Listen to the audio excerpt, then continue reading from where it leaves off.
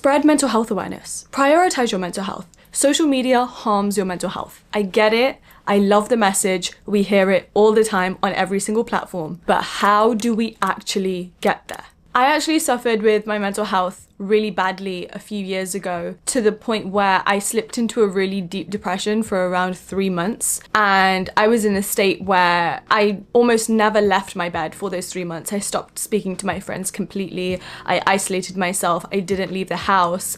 All of the healthy habits that I had maintained up until that point, like going to the gym and things like that, just were not happening. I had no motivation. But since coming out of that, in the years that have passed since, I've realized how much of a blessing it is to have emotional stability, and how grateful we can all be every single day just for the fact that we were able to put our feet on the ground and get up and go about our day. So because of that experience, I felt like it changed my life. And the last few years, I've actually really intentionally wanted to prioritize my mental health and learn certain ways, mindset shifts, actions that I can be intentional about actioning positive mental health every single day. Because the truth is, we're all gonna have bad mental health days, right? We're all gonna have lower energy. We're gonna be stressed about everything. Not everything's gonna feel perfect. But the question is, how can we do something practical every single day to stay on track with our happiness? Because that's what it's about. You can't have a perfect day every single day, but you can give yourself that reassurance that you are being self-loving in showing up for your mental health, rather than it just slipping away with any bad situation that comes your way. So in today's video, I'm going to be breaking down the best mental health hacks and actions that I've learned in just 10 simple steps.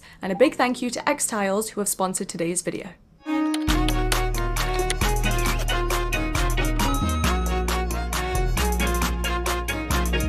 Step number 1, let's get into the basics. Mental health is basically how well your mind is functioning. Your mind affects everything on a day-to-day basis. It's basically running your reality. It affects how you feel, how you relate to others, how you feel about yourself, what your self-perception is, how well you handle stress, the decisions you make. So it's really important that we gain control over our mind to have more positive mental health, and then therefore make our reality even better. But the thing is, mental health isn't something you just have, and that's a common misconception.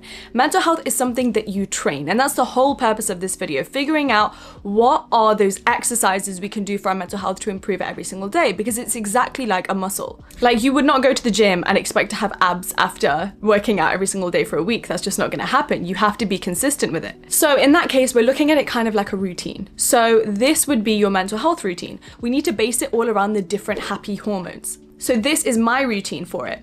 I move my body, I exercise, or I'll go on a walk to release endorphins. I meditate and go outside to get some sun, and that helps me release serotonin. I play with my cats every single day, and I regularly spend quality time with my boyfriend, and that helps release oxytocin, which is the love hormone, another one of the happy hormones. And lastly, I always put in the work and keep promises to myself, and that helps me release dopamine because I'm getting rewards for actually achieving my goals. And then on top of those 4 actions, which meet all 4 happy hormones, I also journal regularly to just check in on my internal emotional environment, because a lot of the time, the reason for your bad mental health isn't your mind and your thoughts that are on the surface that you're aware of all the time. It's actually your subconscious thoughts. It's the things that have built up over time. It's the suppressed emotions. It's the worries, the self-doubt, and the trauma that you have that you've never actually looked at and sat with. But it's only through journaling that you can actually go deep into your mind and actually unlock your subconscious mind and discover what's there and how it might be holding you back. This way I can check in on anything that's going wrong and kind of nip it in the bud before it just escalates and creates a whole situation where I'm stressed and I don't know why.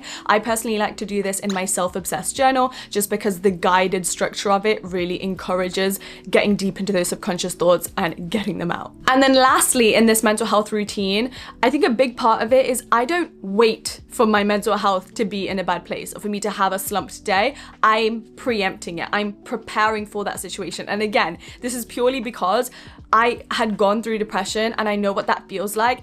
It motivates you so much to always be like, am I doing the best favor for myself today? F looking my best. Forget worrying about how much work I have to do and keeping up with pressures from my family or my friends. No. Am I okay? Am I happy? When was the last time I checked in with myself? How am I doing really, if I were to think about it? That becomes the number 1 priority every single day. So for that reason, when I'm planning out my work week, I always block out a rest day. I like to do this on Sundays. And of course, sometimes it changes. I'll be doing my Sunday reset routine. Maybe sometimes I'll go to the park all day or I'll go on a solo date, because Sundays are really a me day and I get to decide what it is every single week.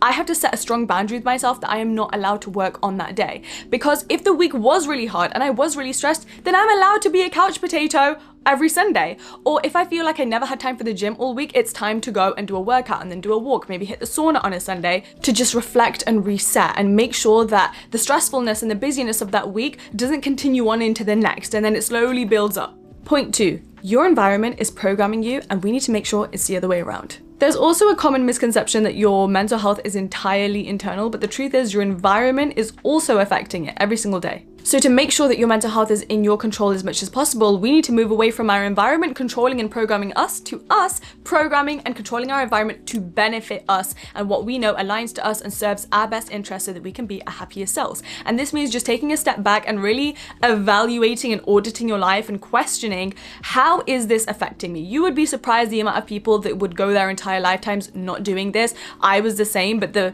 second that I actually started questioning it, my whole life changed, and I feel like I'm finally at peace and I'm finally consistently in environments that benefit me and my emotional state. So an example of this is going on every single social media app on your phone and thinking, which stories do I need to mute? Which creators do I need to unfollow? Why am I viewing this? Why is this coming up on my For You page? I need to hit not interested, or I need to block this. You wouldn't even think it, but music is a huge thing because it really affects your vibrational frequency. Listening to sad songs is one of the worst things you could do for yourself.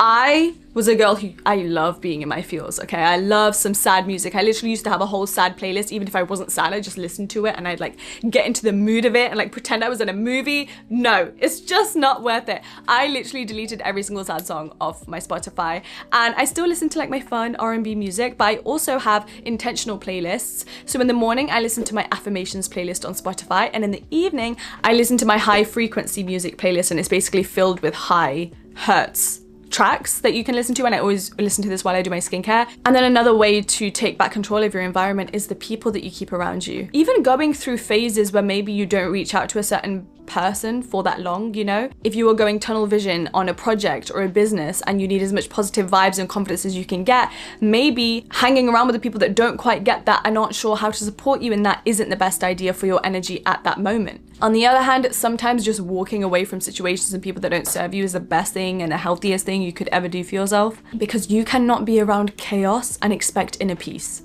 And I think when you reframe this, it makes it so much easier to make these decisions. I was someone, like especially in school, who worried a lot what other people thought about me. So I thought, oh, well, I mean, if I cut somebody off and I don't have a reason for it, like somebody has to do me wrong for me to walk away from this. Otherwise, like I look like the villain. No. When you realize how precious and how fragile your mental health can be, and how just little interactions and little things that you see and consume on a daily basis can build up and really affect your whole life, your self-perception, and the thoughts that you have to experience every single day, you will start to be cutthroat with the energy you surround yourself with. Because at the end of the day, it's never about the other person. It's not about hurting them. It's not about being better than them. It's simply about protecting yourself. Step number 3, productivity and organization will save you. Another misconception that people have, especially about productivity, is that productivity is all about doing more, doing the most, making sure every single hour in your day is filled with work. Absolutely wrong. Productivity is simply about doing the right things with the right energy. And when your mental health is in a really good, solid place, you are going to understand this. But if you are in a place where you are craving external validation and you don't have a solid foundation for your self-worth, you are going to chase work and productivity and looking like the busiest, most successful person as the most important thing in your life. You're going to stress yourself out. You're going to drain yourself. You're not going to give yourself a balanced life. You're never going to prioritize your happy hormones because you're too busy worrying about what other people think about you or making sure you are the most successful person in the room. No, when your mental health is good, you're like, I'm literally only going to do the things that matter to me and serve me. And I'm going to make sure my energy is amazing while I'm doing that. So a really good example of this is women who cycle sync. So they are planning their organization, their productivity, their work schedules around each phase of their menstrual cycle. So you're always going to be doing a little bit less in your luteal phase. You're going to be resting a lot during your menstrual phase. And so with this comes organization. Organization is so freeing because it's freeing up all of that mental space that you could be spending worrying about what you have to do or questioning if you're actually doing good enough. No, I take a step back. I look at what I want to accomplish for the year, what's on my vision board, and then I integrate that into what I want to get done during the week. And I don't worry about achieving everything all at once because it's impossible. I literally color code my calendar because those visual reminders help me stay emotionally balanced. It means looking at that workload physically and emotionally feels easier and less overwhelming because having a clear plan can help you maintain a clear mind. And I think having the right tools at your disposal makes this 10 times easier. So when it comes to organization, the most popular method would be to use like a paper planner, organizer, diary. There are so many of them on the market right now, but if you're someone like me who's constantly on the go and you really want to be flexible with everything you've got going on every single day, having a digital planner is crucial, and Xhouse has created one that feels just the same as your paper planner. Xhouse is a really great tool that empowers your creativity while taking care of all of the nitty-gritty. They are a fresh new productivity tool catered for Gen Z, people with ADHD, and creatives. And the best part is it's such an easy to use app, honestly much easier than a lot of the other platforms and alternatives that are available, which I think is honestly so essential considering this whole topic is all about mental health and prioritizing your happiness. You don't want to be doing it in a way that feels draining or tiring or like a chore. The heart of the system is your visual planner. Everything is flexible. You can move tiles, add colors, banners, and even embed files or widgets. Plus, it's beautifully structured into a yearly, monthly, weekly, and even daily view, so you can use it in whichever way suits you best. Xhouse now has a new big feature. It's called My Planner, and it brings the paper experience into the digital world. And within it, you get 5 pre-made pages. All your tasks from daily notes to project-specific actions are automatically captured and gathered in one place. Then the project page acts as folders for all of the different categories and areas of your life. So each of your projects, whether it be a home renovation, a YouTube channel, or a startup, gets its own dedicated space. You get a daily and weekly calendar, extra resources like habit or budget trackers, or a gratitude journal, which you guys know I love. And then you can use the flexible drag and drop homepage for quick views of everything you've got going on. So you guys can get started with Xhouse for free using my unique link below in the description, and then you can get started with your organization and productivity, and that's one less thing to worry about while you're taking care of your well-being and mental health. Step number 4, you can't master a mind you're afraid to sit with. I started journaling properly and consistently in 2020. So it's been 5 years and it's honestly saved me. It's helped me make some of the biggest decisions in my life that I wouldn't even have had the right knowledge to navigate that situation had I not taken the time to write about it and explore what I really wanted in my life. Not to mention it helped me face my inner shadows, all of the parts of myself that I suppressed and hid away and hadn't accepted. So it really helped me just elevate on my self-love journey, which of course made me a happier, more confident person. So aside from shadow work and my journaling, I would also write letters to my past self to really heal my inner child. I would also write journal entries to my future self, and that's why I included a page in Self-Obsessed Journal, which is called Future Self Journaling, because it helped me manifest every single thing I wanted. I really put myself in the emotion and the experience of having every single thing I wanted to manifest, and just that every single day helped me overcome my self-doubt because I felt like I was already living my dream reality. And I think that that is just the epitome of healing. Just even 5 minutes, 10 minutes a day where you're really spending quality time with yourself, which again I think is the most self-loving thing you can do. You're really taking time to question and evaluate the quality of your thoughts and then changing them and rewiring your mind to be one that benefits you, uplifts you, empowers you, and makes you happy every single day. Step number 5, it's all in the routine. Slow mornings saved me, and I've spoken about this so many times because genuinely I can't believe I didn't start this sooner. It's made my life so much more fun. And honestly, the whole purpose of life is just to be happy and to have fun. So I don't know why as human beings we are always so insistent on making our lives harder. We wake up at the last possible second and we rush out the door every single day, and it really does stress you out and it makes you feel like there's no life left for you to experience on your own terms and to have in your own control. And that's why at nighttime we have revenge bedtime procrastination, where we're scrolling for longer than we need to, or we're watching Netflix for longer than we need to, because we're not actually intentionally giving ourselves the time that we need. So every single morning I stopped jumping straight into chaos and responsibilities and work, and I started reclaiming my peace in the first hour of my day. And this routine can look completely different for everyone. I think you should cater it to your own needs. For me, I love to wake up early, I meditate, I do my skincare, my little LED mask, I go to the gym, I do my journaling, sometimes I read in the mornings. My whole morning routine that I've designed and I've got in a system on my phone is all centered around my happy hormones. So then I can get through that mental health routine without even needing to think about it. Most people think they need to feel good in order to do something, but the truth is it's actually the other way around. You need to do good, feel good habits in order to feel good and happy. So if I feel low or slumped, I know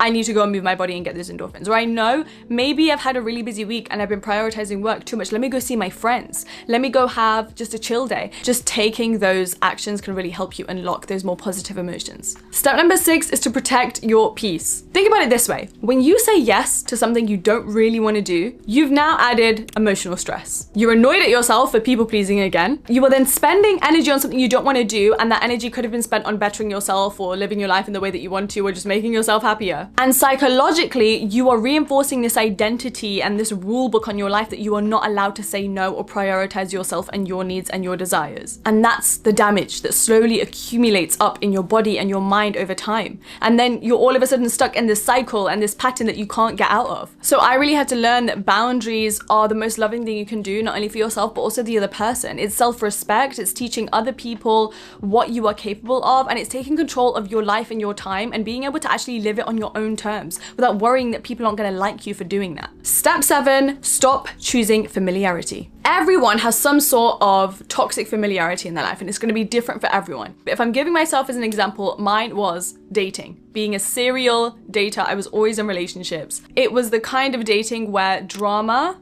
felt like love for me. And it just completely ran my life, my identity, the decisions I made, how much time I committed to social time over going on a date or being with a boyfriend, or looking for validation from a man that I wasn't even with for more than 3 months.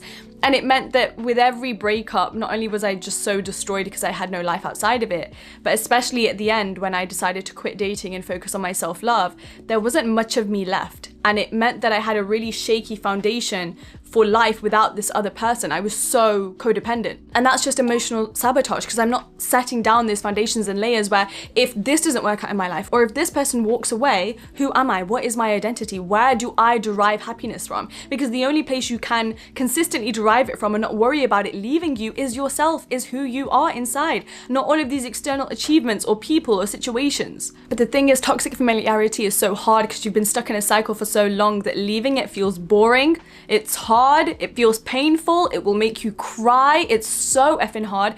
But the thing is, all of the most healthy things you can do come with time. They come with dedication and discipline. Like going to the gym and trying to get abs, that is a long, tedious, tiring process. Is not going to come overnight, and there are going to be so many days where you don't want to go or that you want to quit. Regardless, you show up anyway because it's the only way to get the result. And the same goes for things that you are familiar with, but you know bring you chaos and not peace, and therefore damage your mental health. And I think the easiest way to do this is to literally just start identifying as a new version of you, a new type of person that does put their mental health first, that does only do things that serve them and bring them peace. I am the type of person that loves being on my self-love journey. I would never associate myself with a man who puts me down. I would never chase validation from other people without first giving it to myself. And that reframe alone just helps you change everything and helps you live this new lifestyle in a little bit of an easier way. Step number 8, your mind mirrors who you are, not what you want. I realized that my goals meant nothing if my identity didn't match them. If I'm not the type of person who can already have those things, why would those things even come to me? So in this scenario, I could say I want peace and happiness and good mental health 100 times,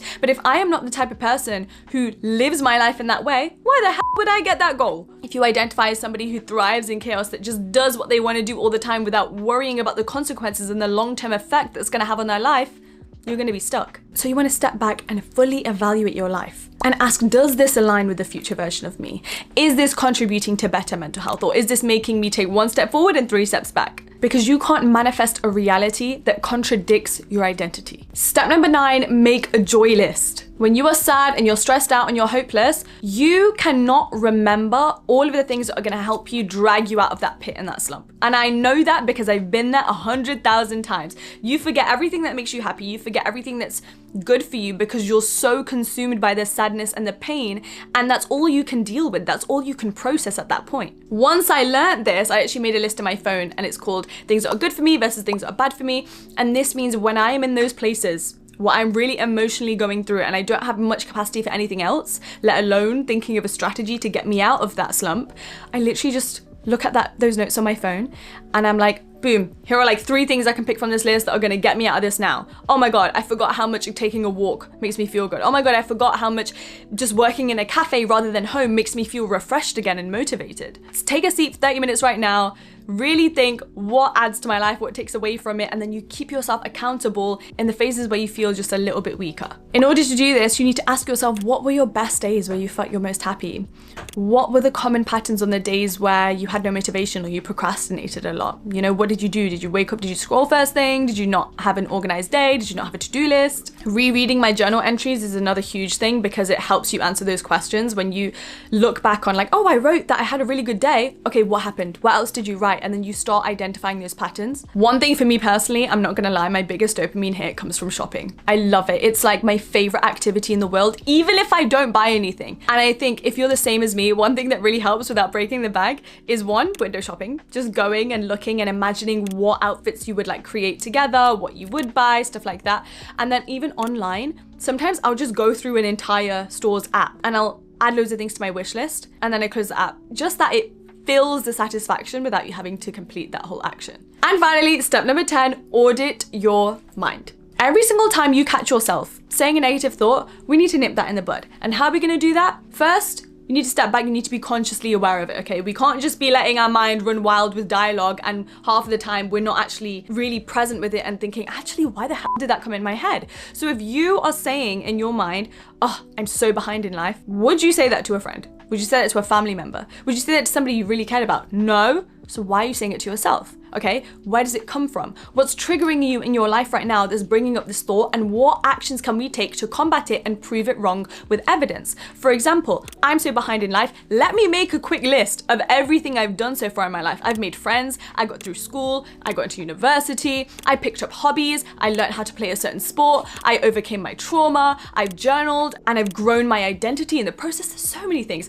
Actually, literally 2 days ago, guys, I made a list in my phone of all of the things that I've successfully manifested. Can you believe I didn't have that list before? It was mostly because I just thought, oh, I just remember all of the things I got, right? Like my YouTube plaques are over there and like, oh, I get to live in London, so, you know I manifest things. No. When I wrote down this list, there were so many other small things that I've manifested in the years of my life that I naturally forget about. So anytime I feel like I'm not doing good or I'm behind, I read through that list. I feel so good about myself, and it's like a written down version of your portfolio of proof. It's evidence that all of your negative beliefs are BS. You have so much to be grateful for. You have so much to be proud for. I highly recommend. This isn't fake positivity, it's literally just reprogramming your mind and shifting its focus to positive things rather than negative things. Half the time the negative things aren't even real. They're just worries of potentially, this is the worst possible thing that could go wrong in my life. Let me just dwell on this for the whole day. I wonder why I feel so sad. I wonder why I'm not motivated and I've been slumped for a whole week. And that's the difference between daily spiraling and rising above it. And that brings us to the end of this video. I hope you guys enjoyed it. I can't believe I've never made a video on mental health before, but I do have so many videos on my channel on how to master your mindset and rewire it, and they are all compiled into a nice little neat playlist for you to watch here if you're interested. Thank you so much for watching.